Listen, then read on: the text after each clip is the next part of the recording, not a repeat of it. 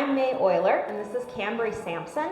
We're conservation specialists with Save the Flags here at the Michigan State Capitol, and we're joining you from our brand new Textile Conservation Lab here in Heritage Hall. And we're going to be telling you a little bit about the work that we'll be doing on Michigan's collection of Civil War battle flags. The Capitol's collection includes over 150 flags that were carried by Michigan regiments during the Civil War. And being about 160 years old at this point, many of these flags are very delicate. Many are deteriorated and tattered, both by their time on the battlefields of the war and by decades of display in the Capitol building. Today, the collection is stored at the Michigan History Museum, where it can be kept in the best possible environmental condition to ensure the safety and the preservation of the flags. But the construction of Heritage Hall gave us the opportunity to build a conservation laboratory where we could work on these flags in the public view. And our goal is basically to better maintain and take care of the collection and increase the public's awareness and appreciation of these wonderful artifacts. Last year, Cambry and I traveled to West Virginia to train with Textile Preservation Associates.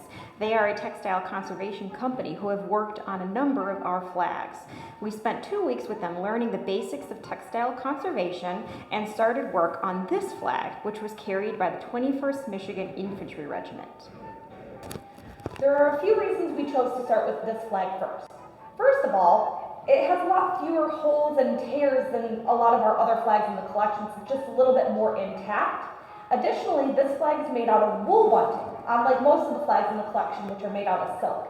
And wool just ages a little bit better than silk does. As silk gets older, it gets very brittle and has a tendency to fracture when you touch it. So we wanted to deal with something a little bit more stable for the first flag we work on here. Now, the first thing we have to do with this flag is remove a previous treatment. In the 1960s, many of the flags in the collection were netted. They were sewn between layers of dyed polyester netting in an attempt to keep them more intact and allow them to be displayed in the Capitol building. However, when these flags were netted, they were actually run through a sewing machine with a zigzag pattern. This put thousands of additional holes in the flag. Additionally, the polyester netting over time has started to deteriorate, and if we don't remove it shortly, it might actually start sticking to the flag itself, and well, we need to remove it before we can do anything else on it. So, to remove the net, we have to cut each and every single stitch individually and remove them one by one, very delicately, so we don't damage the original fabric. We're using dissecting scissors and tweezers for this process, very carefully sliding the blades under each thread to cut it loose and then gently pulling it out. We're doing this very slowly and carefully to avoid lifting up the fabric or making the existing needle holes any larger. The more movement we subject the flag to, the greater the possibility for damage. And basically we're going to do this over and over again until all those zigzag stitches are snipped. Additionally, the netting is also sewn into the flag's seams and folded into the outside hems with a running stitch, which also has to be cut out. This flag is clearly very intact. It's about 6 foot by 6 foot, and there's about 18 zigzag stitches per inch.